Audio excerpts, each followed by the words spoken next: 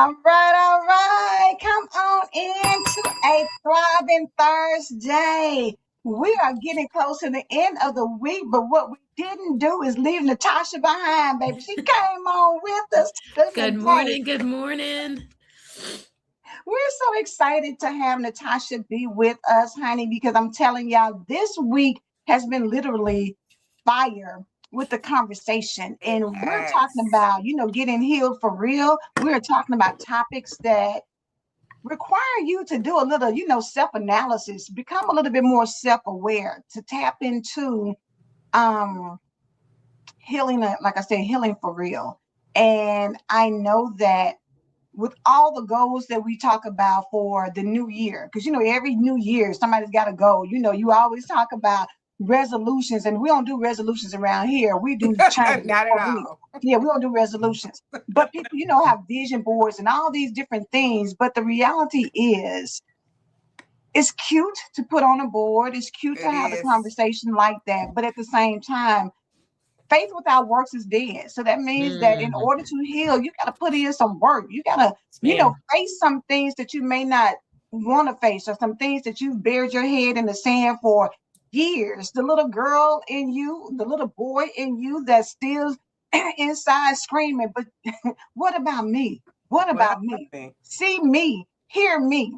Mhm. The very same thing that you've experienced, whether it's rejection or abandonment, we've done the same thing to the little person inside of us. We've rejected them and abandoned them because we've left them in that space and then go back and get them because we wanted to, move forward in life. And so, super excited to have Natashah here.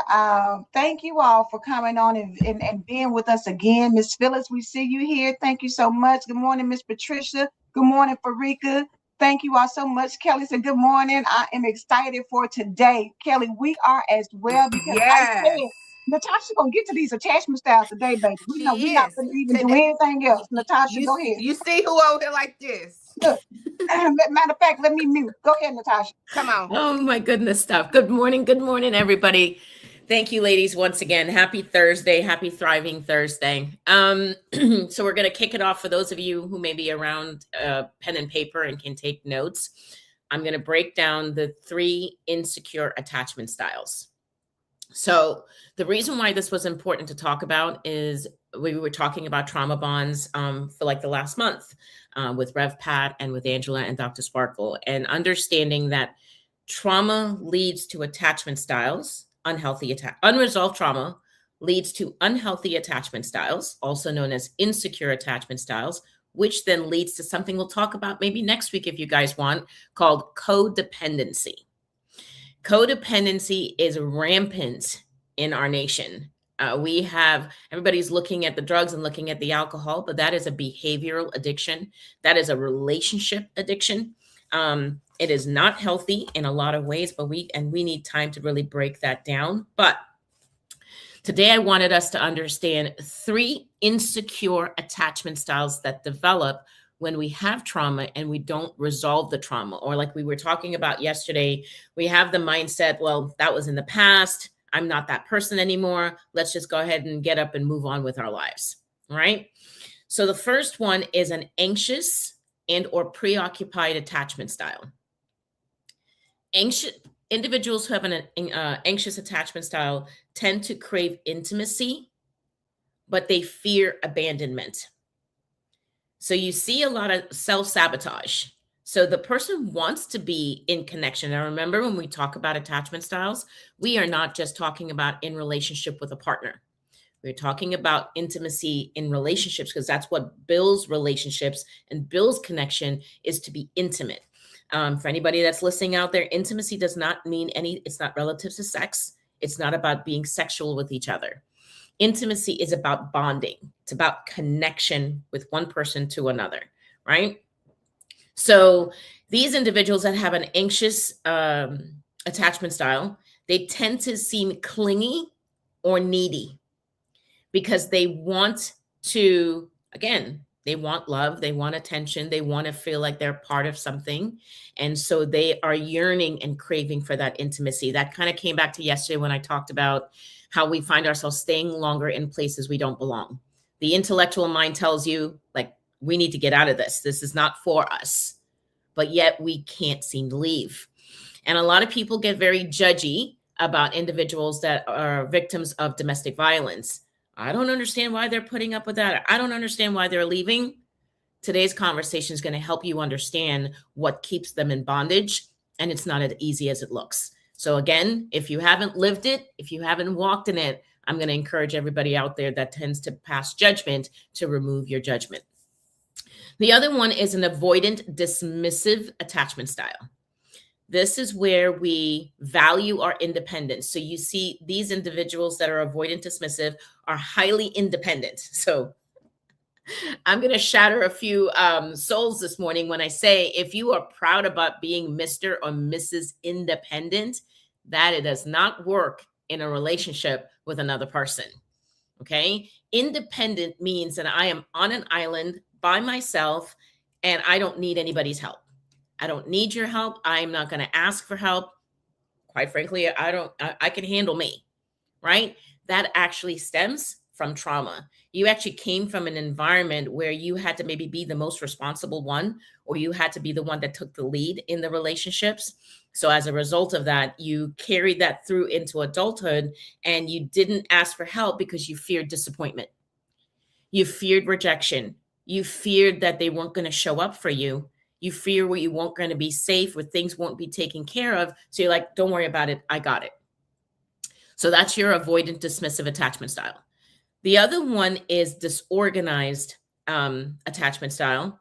And this is where they desire closeness, but they fear the closeness due to confusing, or if you come from a very frightening, traumatic experience or from severe neglect. So you'll see a lot of this in individuals who have narcissistic traits, right? We talked about that. And I know you guys want to get into that at some point. Individuals, they truly want closeness at their core. They may not show that to you, but they are so fearful of all of their primal needs not being met, you rejecting them, being abandoned, being shut out, not being loved, not being cared for. And that fear is so intense. And that's where you see a lot of masking. That's where you see a lot of pretending. That is where you see a lot of control. Why the individual tries to attempt to control you. This is going to sound really odd. It's really not personal to you. They are fighting a demon within themselves. They're fighting their own fears from their own traumas in their own life still as an adult. And you're in that relationship with them. And I hate to break it to you, you now become target practice. But it's really not personal to you. I have learned that we get diagnosed with things and we start to put people in little containers and categories. And I'm not a fan of that. I do believe that, diagnoses are legit, but God didn't create us to have to be diagnosed and our identities attached to that diagnosis, right? Your diagnosis is something that helps you have an understanding of why something is happening to you mentally, emotionally, spiritually, physically, but it's not your identity. And yet people will say, well, I'm bipolar. No, you have the condition, right? And if that condition isn't treated, it can be problematic to you, your life, and your relationships. But don't define yourself because you have a mental health issue or because you're diagnosed with something. So I don't want to go too far into it, but those are just 3 insecure attachment styles. So I want everybody to think about that. If you can relate or identify with being in a trauma bond at some point in your life, you have to think of yourself and the person you're coming into relationship with. What is your attachment style and what are theirs? And then as a result of that, think of the kind of relationship you've built together and think about how those attachment styles, if we now had children and brought children, the new generation, into the mix, what did we teach them on both a verbal and nonverbal level? Angela? I know that That's good. That's good. Listen, I'm telling you that all of these, everything that you said this morning, I'm sure somebody can either see themselves or know that you're in an intimate relationship with someone who's displaying these same traits. Mm-hmm. And now it helps because we go through life a lot of times thinking that it's just us and thinking about, the things that have happened to us and looking at it from a lens of what we've experienced to the Mhm. degree that we can't see other people and realize and recognize that they're operating out of the same lens from Mm-hmm. Correct. their perspective. So Correct. when we become judgmental, it's like you have no idea what somebody else is. You know what they say, heavy is the crown, or Mhm. is your neck strong enough to handle the crown she's wearing, or imposter syndrome, or people pleasing, or all the things that people do. A lot of times it's out of survival. Yep. Yes. Survival because Yes. you're just trying to make it through life without being scarred, without being broken, without being traumatized, without It feeling that happening rejection again. or yes, and what you see on the outside of somebody that you say, oh my God, they're always so happy and positive. Mhm. For some people, that's a facade. They've Mhm. created a whole nother representative, Mm-hmm. with Another these identity. Yeah. happy To put that's characteristics their just to mask. Of survive through course. that day, and the average person, I know that Monica G used to say all the time, how's your heart? Because Mm-hmm. you can Mhm. say, I'm fine. Oh, it's good. Oh, I'm blessed and highly favored. Those are cliche words that are like deflectors. Like, I don't want you to ask me how I'm doing because if Correct. I get into it, I'm going to break down and cry and Yep. I don't know when I'll stop. So I give you these Mhm. little cute cliches, but I don't really want to talk about what's really going on in my life. So, wow. So you're spot on, 1,000%. And then it ties into Dr. Sparkle when you prayed this morning. You prayed for us, backstage, and you talked about God giving us options, right? And the first thing that came to mind was the power of choice. And Angela, what you're talking about is we get to now choose. So I can either Yes. choose to keep my mask on Mm-hmm. and Mm-hmm. and operate off of this new identity that I'm creating for myself. Mind you, it's not created by God. It's created based on the experiences that I've been through. So I can either choose to stay in that place, right? Where I'm still unhealed, I'm still emotionally and mentally not well, right? Behind the scenes, I continue to suffer, or I can choose because God gave me the option to put the mask down, to stop judging myself, to forgive myself, to receive his Mm-hmm. grace, to receive his mercy, and see my identity and know my identity through his lenses, through who he says I am, not who my experiences says I am. Yep. Right. And Yep. I don't know if you guys remembered, or I think Angela talked about it, the beauty queen. She was, I don't know, Miss Universe, Miss Yes. World, or Mm-hmm. whatever. Mm-hmm. Mm-hmm. Right. Beautiful girl, gorgeous. Yes. She won Miss America, whatever it Mm-hmm. was. But And that then inside. her heart, right? Mm-hmm. Everybody looked at her. I mean, it's the same thing with me. I went to a speaking event recently, and my first words out of my mouth to these individuals was that I'm a recovering addict. I had the entire room shook. Why? Because of the way that I was dressed. I walked into the room. They immediately passed a judgment. Your wisdom, like Correct. Right. They're like, They're looking yep, like, no way, no no way. way no could she way. have been. Yeah, no way. Yeah. And so when I started telling them that my history, people came up to me and rather than listening to the statistics about addiction and all that kind of stuff, they were more focused on, I can't believe you went through that. And I said, the only Exactly. reason why you can't believe it is because the minute I walked in that room, you passed a judgment on me to assume that I was something you thought I should be rather than understanding me as an individual. And that is not a right or wrong thing, but we just have a tendency to do that in life. We look at people and we draw this conclusion, but we don't have the facts. And I have Yeah. always said At all. that unless you've walked in someone's shoes, Then you you don't have know their shoes. you don't know their But shoes, and you they And say you can't. don't couldn't judge a even book by its cover, but at the same time, we do all the time. You take a look at somebody, and let's go further than that. Not only how they present themselves and how they look, but you want to know, where do they live? What are they Mhm. driving? All of yeah, those and things like build literally you're watching them walk out to their car. And I'm right. saying this because I'm not saying this, but I've been guilty. I've been Mhm. guilty to Mhm. watch to see what kind of car they get in.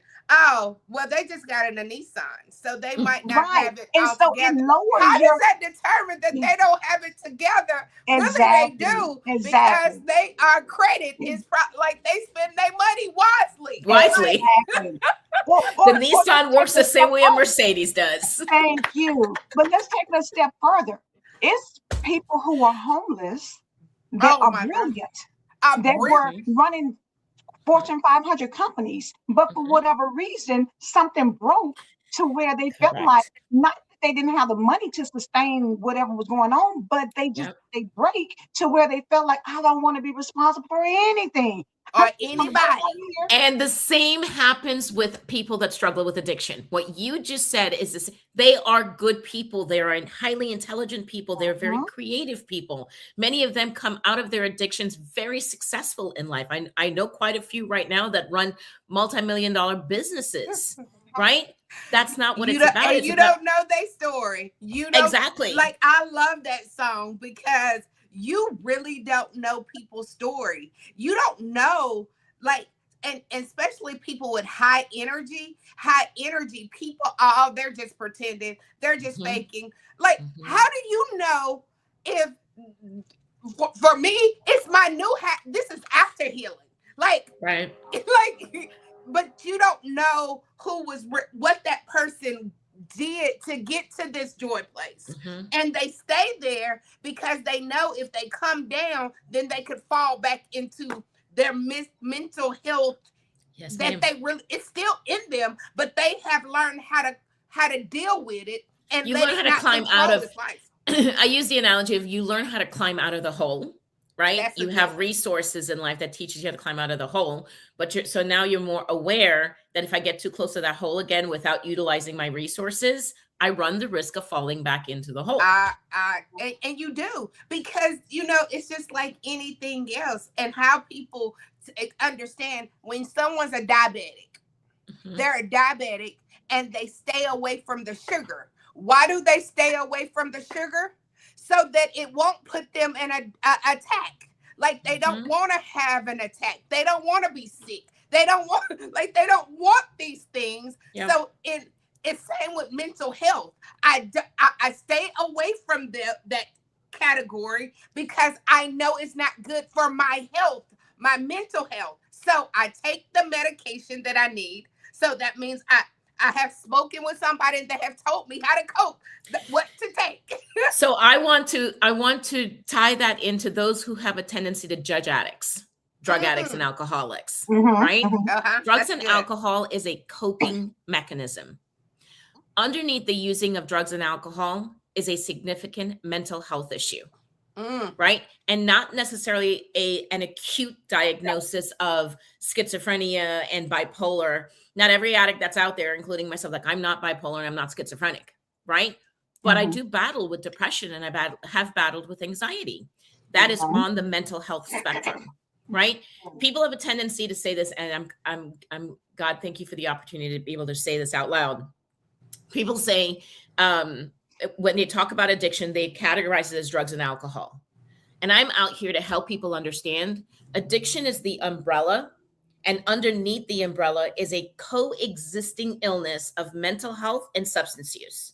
That means people who have primary mental health issues, the bipolar, the schizophrenia, the generalized anxiety disorder, et cetera, major depressive disorder, that is a primary mental health issue. But underneath that, there is a mild use of substances, whether it's illicit or not, or they stop taking their prescription medications, because many of us like to play doctors and decide, well, I'm not going to take that medication, or God, right? Or take it when they want to, or some take it in conjunction with, well, I'm just going to go ahead and have that drink, or I'm just going to smoke that blunt while I'm taking this antipsychotic or this antidepressant medication. That is a use, misuse, and or abuse of a mind and mood altering substance. Although prescribed by doctors and it's not illicit, you're still misusing and or abusing a mind and mood altering substance. Now, on the flip side of that, individuals who battle with illicit drugs and have chronic use of mind and mood altering substances, when they go to treatment and they remove themselves, they start abstaining from drugs and alcohol, the problem isn't solved. They haven't arrived. Now they have the mental health piece that they need to address, that they've been running from, that they've been masking from, because they didn't have either healthy coping skills, or they didn't know how to use those coping skills. Or like Angela said, for people who are unhoused, you don't know what they've been through. 99.9, 100% has unresolved trauma, unresolved grief and loss, right? There are things that have happened in their lives that they have had a difficult time coming out from under. And when you don't have healthy coping skills, and when you don't know what you don't know, you're going to reach for whatever is within your reach, right? You're going to surround yourself with like-minded people and find yourself doing things you have no business doing. Yeah. Right. Now let's say this, Natasha, because from a lot of people, you think, oh, girl, I'm not doing drugs. Oh, girl, I don't have a problem with alcohol. However, what you do is you go out, you go sit at a bar, you get a little, you might be sipping on a drink or water or something simple, but you go there because you're looking for sex, because you have become come on now, addicted to utilizing sex to help you. Because what's that movie that Halle Berry had? Make Me Feel Good. Yeah. You want to feel good. So for people who want to escape can be in the form of alcohol, it can be in the form of drugs, or it can be in the form of another addict. Because you're food. Using or food. When you run out and say, "Oh, girl, I can't deal with this. Let me go give me a pint of ice cream and just eat it all up." Yes. That's gluttony, but at the same time, you use it like Tina said. Yes, substitute. You're substituting something because you're not dealing with the true root cause. That's just like when you have a toothache, you're gonna go and get some oral gel, or you're gonna go get, something or something to listen. I'm not going to go to the doctor. I'm not going to go to the doctor. They're this, they're that. They cost too much money. I'm not spending that money. Let me go get my own concoction. Or let me go. Someone said early in the chat, she says, taking medication that prescribed just to get high or to numb or escape. Tina talks about substituting. Let's talk about the person. And I speak from experience where when I first had anxiety, I go use somebody else's medications. Here, just give me one of those. So now I'm borrowing from somebody else's prescription because I refuse to go to the doctor. Or let's talk about, I'm not going to a therapist because what's that stranger going to tell me? They're a stranger. They don't know me, but you're out here in this world, but I'm not going to go talk to I'm not sitting on nobody's couch to pour out my own. I can sit on my own couch and pour out my own heart to myself. Okay. You can. And most of the time that works for that moment. So that moment you decide that I'm not going to have sex. I'm not going to be on Facebook twerking every day. I decide that I'm going to get myself together. Okay. So that month you're good. Then here comes the next month. So now you go back to the bad behavior again. Now you're twerking. Now you're at the club. And I mean, twerking, if that's your thing, that's your thing. Like everybody has their own thing. But I'm saying, where is it coming from? It's a root from it. It's a root from it. You got to pull that root up. Like it's still like your book's stating over and over. Where did the root? It's a root cause to it all. Like you didn't just wake up and everything has a root. Regardless of whether you believe it or not, everything stems from a root cause. And this code says sex, attention, men, shopping, all of it. All addictions I have or am battling. And Nicole, I've been there. The reality is most people are dealing with the exact same issues. They just don't see it as such. You know what I'm saying? And I would say, sorry, Angela, I didn't mean to cut you off. Sorry. Finish. You can finish your thought. My bad. So I just wanted to give Nicole some hope in what she just said. The fact that you're willing to acknowledge that you have these problems, you are one step ahead than many people who, like Angela just said, there's a lot of us out there that have it and just sit here and deny, like, that ain't me. I don't know what they're talking about. I don't have that problem. I'm fine. But yet you sit in your house, you sit within yourself. You're miserable. You're not happy. You're not joyful. You don't have peace. You're constantly in chaos. And so again, as we said at the beginning of the broadcast, it's like you have to really do some self-analysis and become more self-aware. So Nicole, be proud of yourself that you recognize the problem and that now you have the choice to do something about it. Nicole, I have a question, because when you was going through the 3 insecure, anxious, avoiding, disorganized, can you have more than one? Because I was relating to all 3 of them. I'm sorry. You said Nicole. Are you asking I'm sorry. Natasha, I'm sorry. I'm sorry. Natasha, like, is there possible that you can have all 3? Because when you was going through them, I could see some habits that put me in those different categories? Is it a That's a great question. I mean, I wouldn't say at the same time with the same person, maybe okay? in different relationships, maybe. I can't say, I mean, I've always found with working with clients and even in my own life that one always stands out more than the other, Okay. right? Okay. So that's maybe I have to do a little bit of research on that. I think that you might be seeing a little bit of yourself in each, but if you look at it much more closely, You're which one fine. really is sort of the stronger one for you? The Which more one do you find dominant Okay. one. yourself Makes attaching sense. more in Yeah. your Makes sense. relationships? So, Natasha, I'm gonna go back to Nicole. She made the comment, I have overcome sex, men, and attention, but I'm working on sugar and shopping. mhm, When we look at um, what we feel like maybe our levels of addictions, you know what I'm saying? And some mhm, are maybe worse than others in our mind, you know what I'm saying? But at the end of the day, excess is excess. And so excessive, Mm, you may feel like, oh, shopping, girl, child, I just went out and shopped, but it's no big deal because I'm not hurting anybody with that. However, financially, it puts you on a less than solid foundation because now mhm. you're doing stuff or you're getting things just for the high of, okay, I can go out here and buy it. So is it the fact that she's overcome the sex, the men, and the attention, which we feel like may be more detrimental because sex could open up to some type of disease or different. Do you know what I'm yeah. saying? So, Men, heartbreak. So is the root actually being dealt with, or is it different roots for different addictions? Angela, do you have a bachelor's or a master's in psychology? Because Girl, you're asking all the right questions. So, Yeah. Nicole, I definitely want you to come back to the morning show and not let me be the one that scares you away. But what you're talking about is what we call a process addiction. You may have abstained from men and attention, but now it's processed itself into working, sugar, and shopping, right? So the answer to Angela's question is no, we have not gotten to the root of the issue. We've removed something. Think of it as a tree and you broke off a branch. So men represented a branch, sex represented a branch, right? We Mm-hmm. broke the branch off and say, okay, I'm done with that. But we haven't really dealt with the root issue because, and how do I know that? Because now we're on a different branch. And I actually have a tree. It's an illustration of a codependency tree that help us see how the root issues we have are buried in shame, neglect, abandonment, and Mm-hmm. enmeshment, right? mm. That's Say it really what one, all of read it, say it one more time, Nicole, Yeah. Natasha. shame. You guys are going to give me a whole new name now. I Everybody's know, right? calling me. Natasha, Nicole.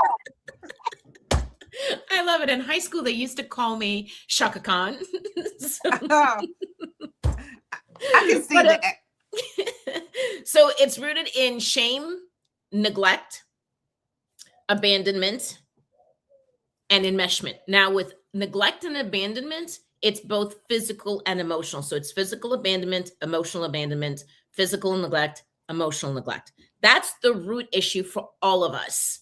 Something happened in life that introduced shame, right? Something happened in life where we were either physically or emotionally neglected, we were Mhm. physically or emotionally abandoned, and or we were in an environment. So enmeshment is where we are entangled in each other's lives and we have no boundaries in our relationship with each other. Many Mm. cultures and generations have a lot of enmeshment. So while many cultures and generations would be like, well, we didn't do drugs and alcohol, you guys were severely codependent. And you have now passed that on to the next generation. That's why I live to help people understand what codependency is and how damaging and destructive it is in relationships. So if we're not treating those root issues, then we're going to be breaking off branches. We're going to be pruning the tree, so to speak, but there's always going to be another branch there that we break off on and find ourselves using as a way to escape, to numb, avoid the real rooted issue. So great Just question. like in the Bible when they talk about demons and Yep. you talk about something that spirits jump from one person to the other. You know how they say you Mm-hmm. got to make sure Mhm. you're good because you can be in an environment and somebody's dealing with a demon and it'll jump out of them and jump into you. But that just means that you've got to work on becoming strong in areas where you can't allow yourself to be maybe if you're, if you're a recovering drug addict, you don't need to be in a party where everybody's doing coke and whatever else, because that's a temptation and a trigger. But I want to go to Absolutely. these comments are fire. Hold They on. are. Kelly said, I had a man addiction, but I just wanted to use them. My mom had taught me that was what you did. Take what you could get and move on. That's one. Farika said, And how many people was brought when up it like comes that? to the styles, what are the overcoming steps? Are they different for each attachment style? Tina said, I've overcome boosting, and anyone who knows that's a challenge in itself. I must shop online at times because certain stores are triggers, but whatever it takes to overcome is whatever it takes. And then Kelly said, I now have seasonal addictions. It could be a type of candy, it could be a hobby, exercise, etc. I have no idea of how to break these. It could be a season of a year, 6 months, or 3 months. Natasha, your work is cut out for you on those, but get them.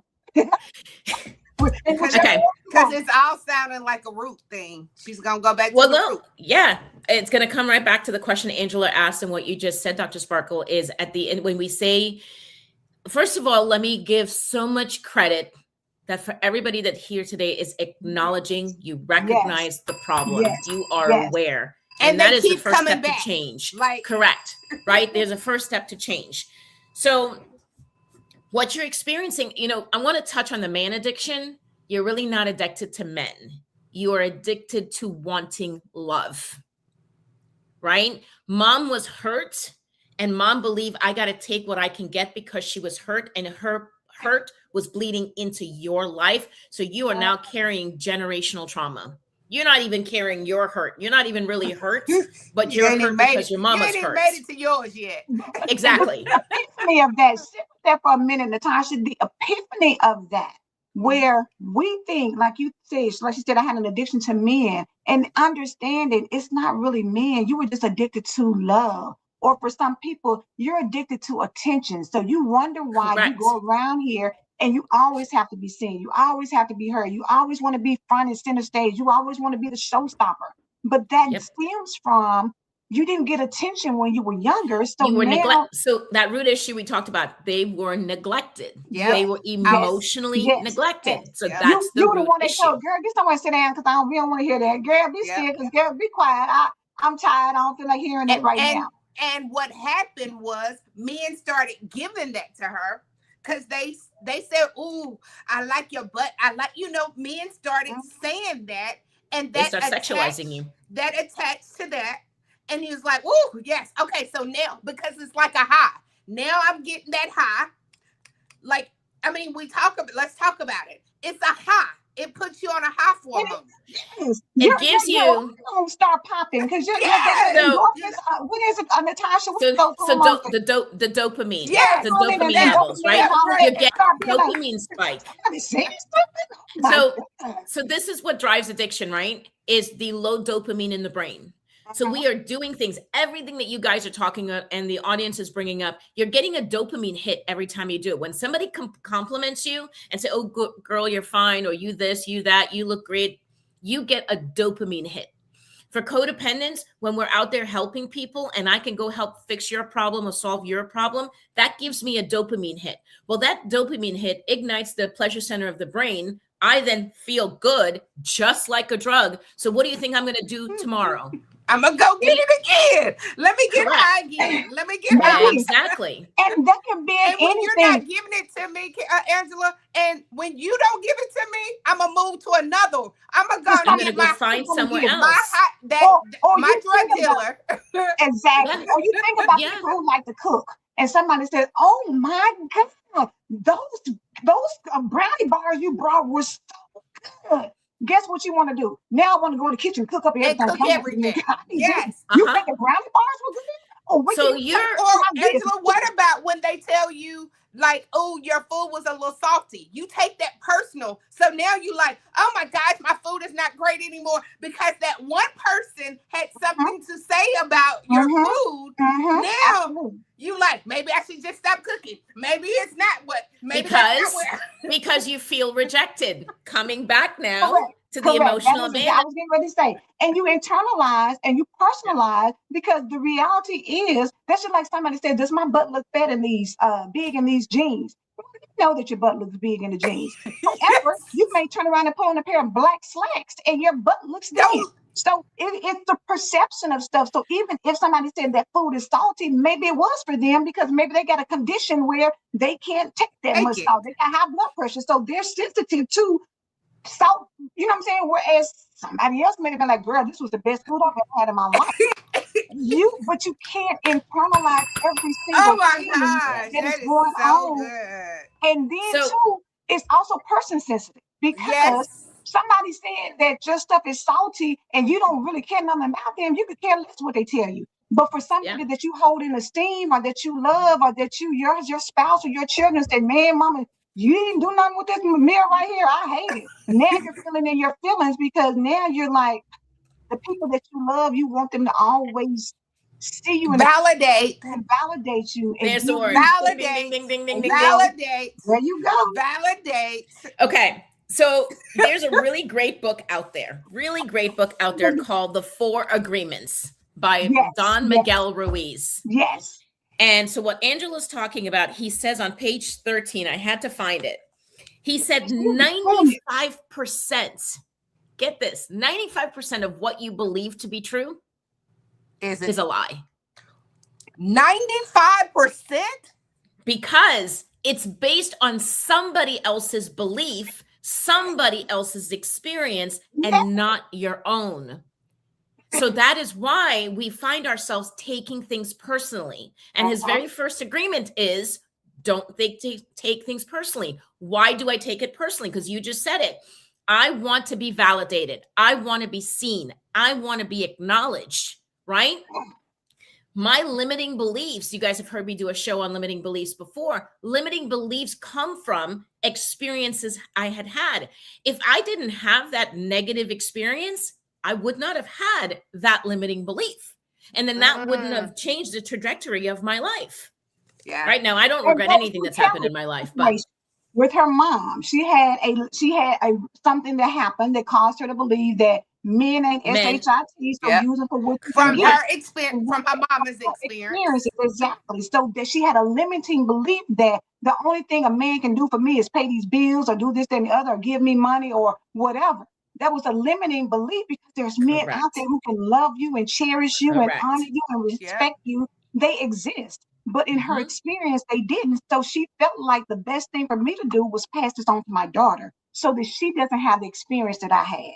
Because she wants to protect her, Yes, which is a primal need, but that is not how you protect your children. You don't have them living in fear and going out there and hurting other people. Right. You know what I mean? And But I'm just making sure my kids don't have to deal with it. I'm just covering. But that's potentially putting them in danger because the reality is maybe the men in your life just gave you money and did for you. But what if you ran across somebody who was triggered by that and became abusive as a result? Because you're not going to use me.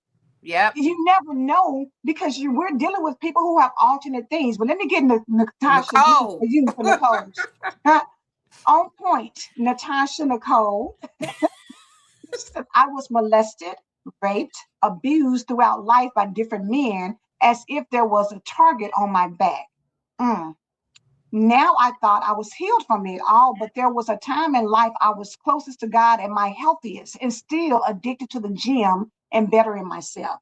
Then I was feeling sexy, fell into the manhole again. So tell us, ladies, how do we get free? How do we heal? Ooh, that's cool. Who wants to go first? I mean, I'd love to, I'm but giving if you're that all to the therapist. Here you go. Okay. Let me get on mute. No, it's not even a therapist answer. You said that you were at your healthiest. I want to make sure I get this correctly. First of all, let me say I'm very sorry to hear what you've been through, because that is not easy to have to walk through that and come out the other side and be able to be brave enough and have courage enough to be able to announce that here in public, right? So that is a big deal, first and foremost. So just thank you for trusting us and allowing us to be here to be able to help you with that. So and sending hugs. We're embracing you as we speak. Yes. Embracing of you because this is a safe place. And it is, she's using this as her safe place to speak on this. Very true. She said, I was closest to God and at my healthiest. Pause right there. You have to really analyze, how healthy were you? Did you know God? Did you truly believe in God? Here's why I'm asking the question. I can know something, but if I don't truly believe it to be true, then that's going to show up in the way that I walk out in the world. Right? I always say what I believe to be true manifest in my footsteps. And this kind of comes back to, like, I can go to God and I can surrender some things to God, but if my worth and my value is still tied to the things that hurt me or to the things that are external of me, then I'm not able to heal the way that I need to heal. The reason why you found yourself back in that manhole, because although you knew God, your worth and value wasn't tied to God. You didn't understand or learn that your identity is in Him, not in those things. So you started going to the gym, again, getting that dopamine, getting that adrenaline hit, started feeling good, started feeling better about yourself, which is not a bad thing, but people can get addicted to that. We grow dependent upon that because of the way that it makes us feel, right? So now you're taking care of the exterior. You're looking good, you're feeling good, which is good, but still there's that root issue now where there is, what's coming to mind is there's shame around all the things that has happened to you, which diminishes your worth and your value. So although you look good on the outside and although you feel good, and yes, you have broken free because those traumatic experiences aren't happening anymore. And that's amazing. And that's wonderful.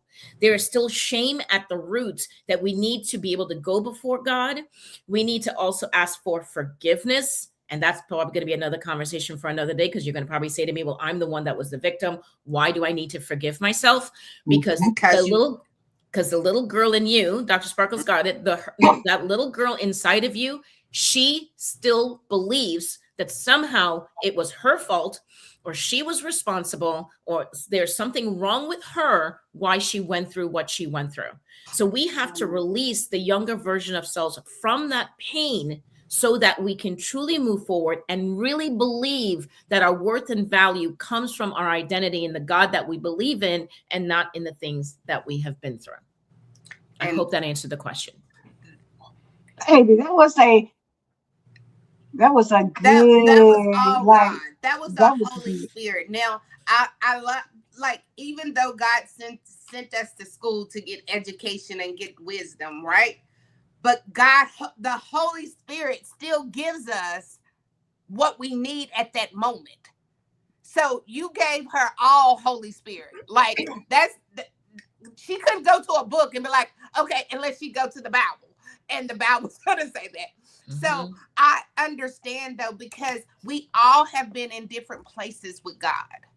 Correct. We have, I believe you, God.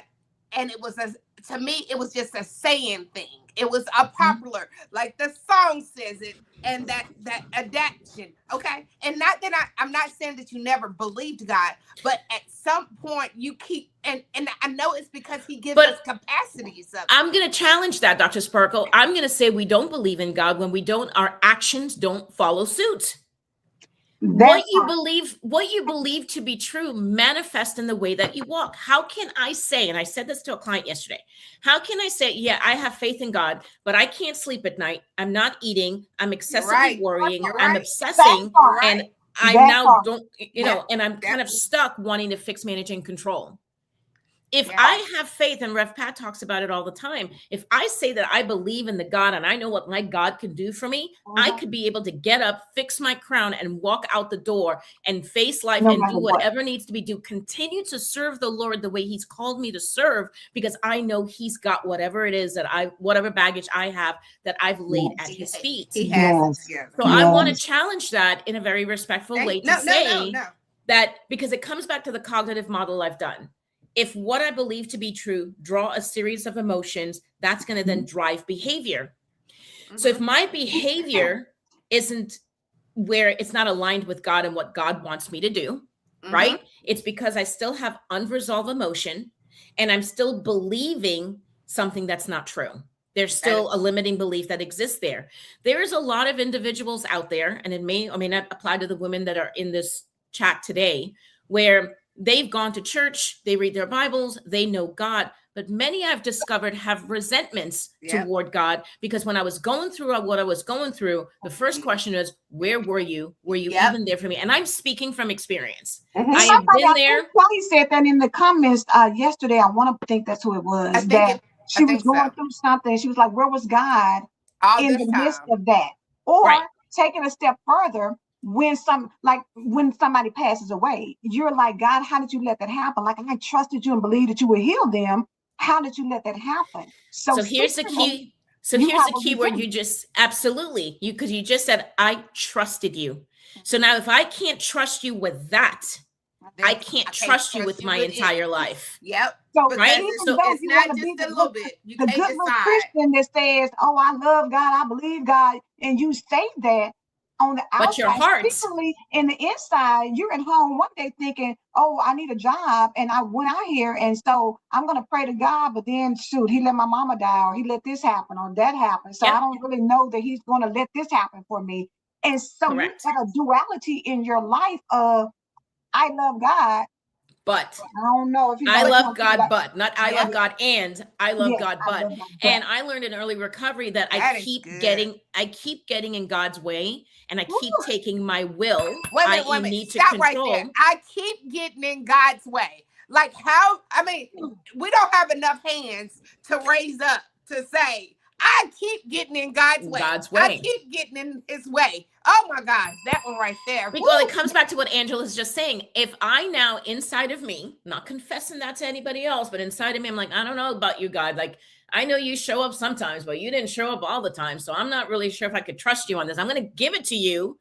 But when God doesn't answer right away, when God doesn't show up the way we expect him to show up, right? When he doesn't deliver on the things that we think he should be delivering on because we want it and we want what we want when we want it kind of attitude, right? We now like, you know what? I'm going to go ahead and fix, manage, control, rescue, problem solve, and or enable because you're taking too long, right? And I'm speaking from experience. Run to the rescue of everything. Oh, something happened. Let me run to the rescue because you don't trust God to work out the situation. So you run to make it happen. Oh my gosh. When I say this needs God to be on situations where he's not even wanting that to happen. What if it wasn't your job to run and make sure that your child X, Y, and Z, maybe they needed that lesson in that moment to make them a better individual in life. But because you running around making sure Sally and Johnny don't get this X, Y, and Z, now you have stunted them in a way to where when they get older, a situation is going to occur and they will not know how to handle it, and you won't always be around. The thing about it is when we say, like Jesus said, not my will, because God, I don't want to check out of here. I don't want to deal with them beating me and doing all these things, but not my will, your will be done. But your will be done. But we got to be okay with the outcome. Because we say that, it sounds good. But when it comes down to when I say, God, not my will, but your will be done, and my mama dies, I some type of way, Lord. And I don't want you to come and tell me, well, you know, everybody died, or it was for the best, or, you know, it was, you know what I'm saying? But that was my mama. So you're going to try to tell me that was the best for me? But that's a process that we have to deal with. Like you think about, like Cynthia was talking about, you know, about her marriage. You know, well, why my marriage? Why my marriage? I believe that. Why would my marriage have to be the one to end? Or why would, you know, this happen and that happen? There's so many things that happen to us in life that we have a trouble reconciling to a good father. Yeah, you know, that troubleshooter. God is good. Why did that happen? Why did this person die of this? Come on, Natashah. Let me say this. You guys are on fire. You guys don't need me. You're doing great on your own. So we need you. No, we need you. We need you. The reconciliation with God is the very first thing that I had to do in my early journey of sobriety. It is also the very first thing that I have clients do in the program, because if you can't reconcile with him, you're not going to overcome the obstacles. Whatever it is that you're battling in life, you're not going to be able to overcome it. So you have to reconcile with him first. As a result of reconciling with God, that is what makes me transparent with my story. I have no shame. I have no guilt. I'm not angry. I'm not hateful. I'm not resentful. It happened for purpose. Yep. All of the things that I have been through in my life, from physical abuse to sexual assault to verbal and psychological abuse, being abandoned, being rejected, having lost custody of my children, losing my house, losing money, you name it, it happened. While a lot of that had to do with poor choices on my part, while a lot of that had to do because of me being emotionally wounded and not knowing on how to come out from under that and realizing that God was there the entire time. Like, I knew it, but I didn't know it. Does that make sense? Coming back to I didn't trust him enough, right? To go through it. Yeah, when I first got into AA and I was getting sober, the very third step says surrender your will to God. And I said, surrender? I ain't surrendering to something that I can't see and I can't hear and I don't even know where he's at because he wasn't. I'm going to be transparent with you. That's how I felt about that. And so many people feel the exact same way. You may want to act like on Sunday morning that you know, look, I'm prostrating. My God. Right. Yep. But Yep. behind closed doors, you're thinking the exact same thing. Like, correct. And so when life looking at other people, look what I know what she did, but you keep on blessing her while I'm sitting here still. So the resentments are building. Resentments are building toward other people, and it's to other people, and it's also to God. Yeah. So you have to reconcile with him first, because when you reconcile, that is when he's going to show you your worth, your value, who he created you to be, and no matter what that you have been through, God is going to be there to bring you out the other side, because your story, your testimony, like our friend here, Nicole, what you shared today encouraged somebody else to not be ashamed of what they've been through. So you had to go through what you went through to be here today, to tell a portion of that story, to be able to pay it forward to another human being. So at the end of the day, all of that bad stuff was not in vain. But the question lies, which Angela said, are we willing to sit back and wait and let God do what God knows to do? That's the ultimate question. It doesn't come out. Go ahead, Parker. It's that weight, though. That weight, because in their mind, the weight is their time clock. Like, they still have on their clock. Okay, it's been 3 months now. What's going on, God? Like, you told me to wait on you, and you're so busy of still talking about, but when is it going to happen? When is it going to happen? That you have skipped all the assignments that he had for you in this wait, because you're still focusing on when is it going to happen. He said it can't, because everything I've been trying to get to you, you're still talking about, but come on, God. Come on, God. When is it coming? When is it coming? I still trying to prepare you. The reality is, what if it never comes? Are you okay with that? I still love you, God. And that's the thing, because let me say this. Yeah. We talk about the Job. Everybody always wants to talk about Job and having the patience of Job and all the things that Job went through. The reality is, when Job was going through what he went through, the devil said, what about Job? And I mean, he came and God said, have you considered my servant Job?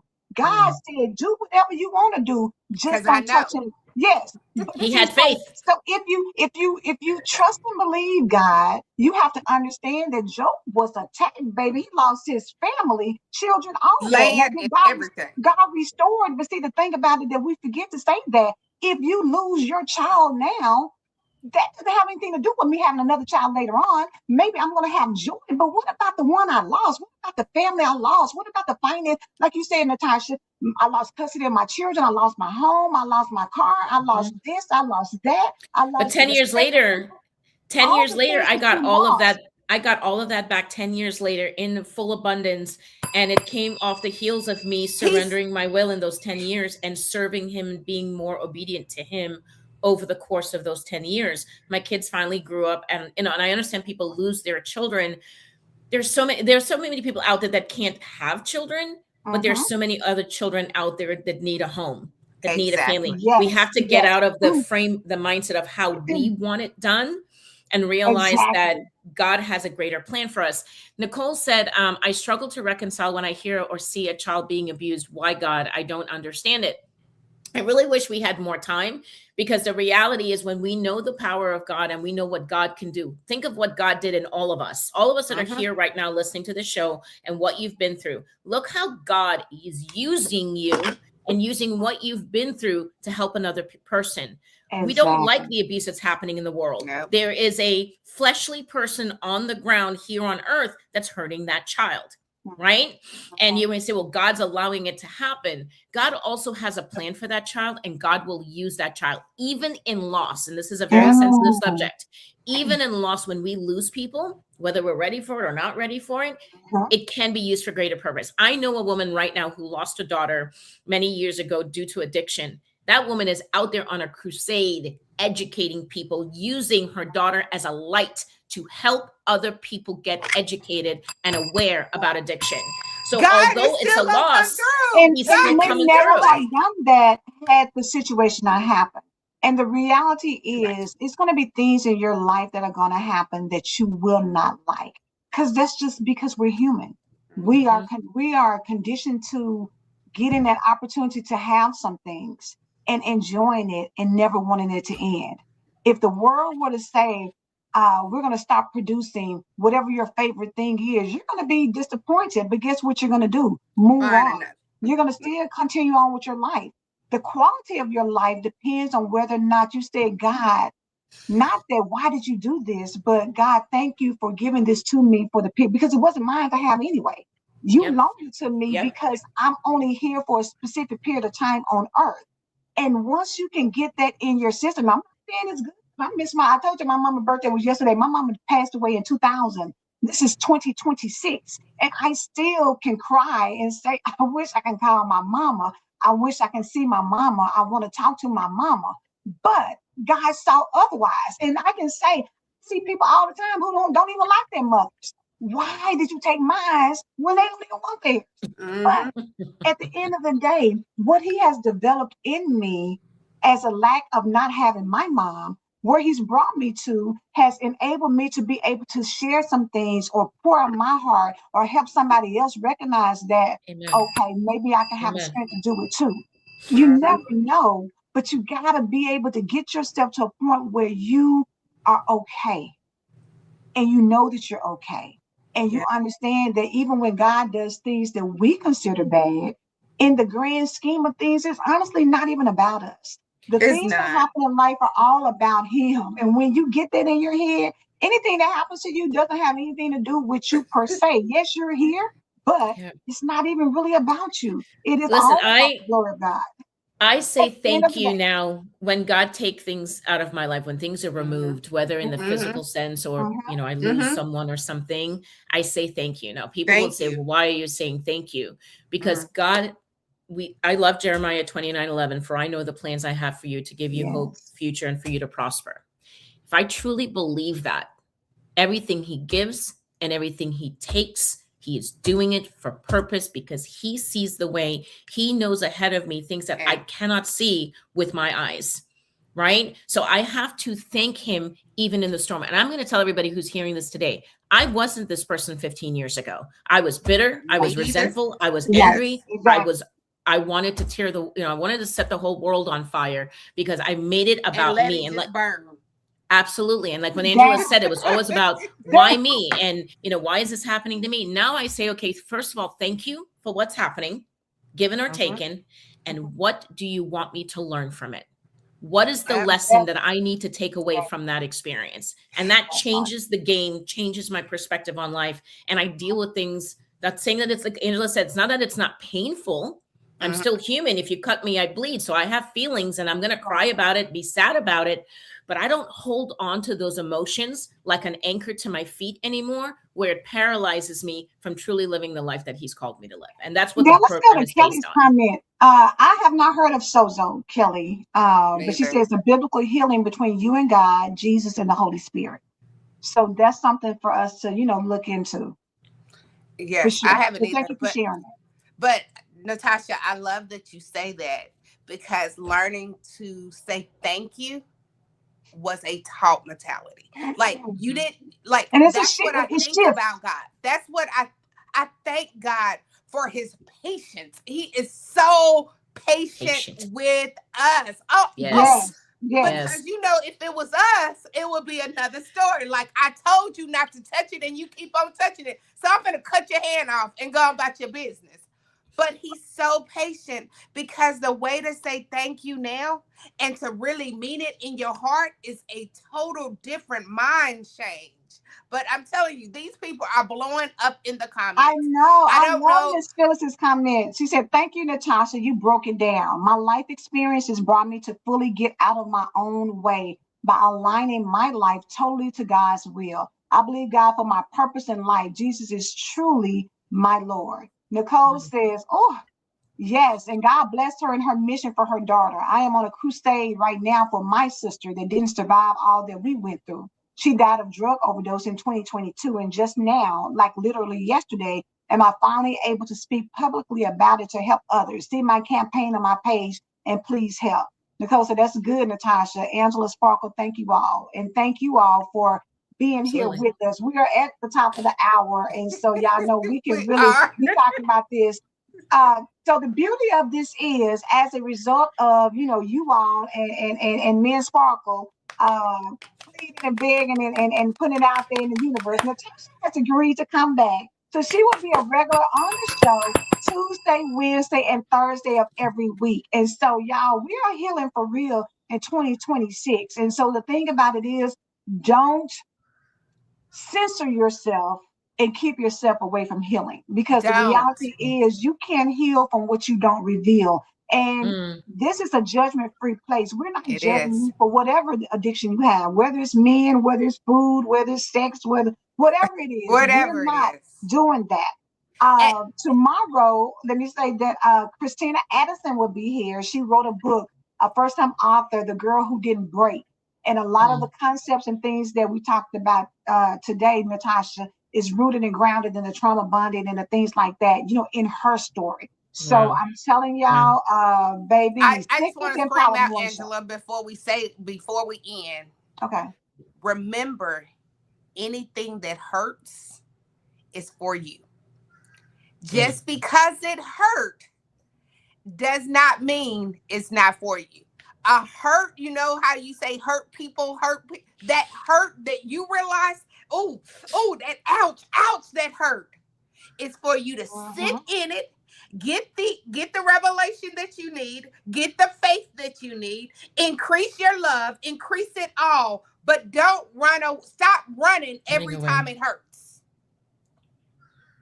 Yeah. Because a lot of things that's going to be said, it's going to hurt because you can relate to it. Mm-hmm. But we have to stop running so that Mm-hmm. we can get the healing that we need and take off those tennis shoes and take off that track. And can we teach our kids? Can we teach our kids at a young age, give them permission to feel whatever it is that they're feeling, and teach them healthier Yes. ways on how to deal with that? Can we do that in the interim as well? Yes. Yes. And can we also do, if you're not okay today, if you're not okay in the moment, it does not mean you're not okay through the whole day.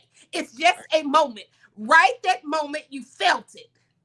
And Right. it's still gonna be okay. But stop masking that it hurts. Like, tell God it hurts. That hurt. Yeah. Okay, it's so much to it. But we want you to keep on coming, because God is sending Natasha to us for a reason. And Absolutely. and we As cannot I take say, this for Natasha, granted. for such a time as this, just like Esther, there's Yes, a ma'am. time where the world needs to be healed, because some things that will be coming down the pipeline requires you to be healed in order to withstand it. Amen. So take Amen. this time to really pour in, and take this time to share it with somebody that you love, that you know needs to be healed, because they may not receive it from you, but they can sit back and watch it at their leisure and get some healing themselves. So everybody won't tell you what they need, but if you know, or if you get an unction from the Holy Spirit to share this with somebody, don't don't Dude, don't hesitate on that. And just Share. imagine as we all heal together as a collective, how we get to pay that forward to people, and we just keep doing that over and over. It just makes the world a better place. at high action, because they're Yeah. watching. People are watching. We love you too. They might say they don't like you, but they are watching you. They're Oh, for Yeah. watching sure, how, for if you sure. love God so much, let me see how you really handle this. They Right. Mhm. really are watching. Mhm. Last thing, go ahead and get your book, because Natasha, I went to order mine yesterday and I won't get it to Monday. So and I have Prime, but you know, Amazon has their thing. You know, we just had bad weather and things Yes. happen. Right. So go ahead and get your book because February 1st, we are kicking off our book club. I am getting everything together. We're trying to figure out a name, and you know, we gotta have it all so pretty and pretty. Let's push it to the 15th, Sparkle, because if you're not getting your book to Monday, the first is Sunday. So if you're not getting your book to, so yeah, let's push it to the 15th to really kick it off so people have time to order their books just in case they don't So, have time and theirs won't be here to, you know. if you did start on the 15th, so I'm out of town that week of the 15th, the Tuesday. I'm gone from the Wednesday till the following Wednesday. Which is fine. Because on the 15th, we're just coming together, making sure everybody has their book. Like it's an introduction. And setting up the framework of what it's going to look like. Gotcha. It's just an introduction, and I can send that to you. That's just a straight introduction, which I think that would be good because the main, you know, we're going to wait until the next one where you're really going to come out and do the work. But can you give them the name of the book again, just in case we have some new people in?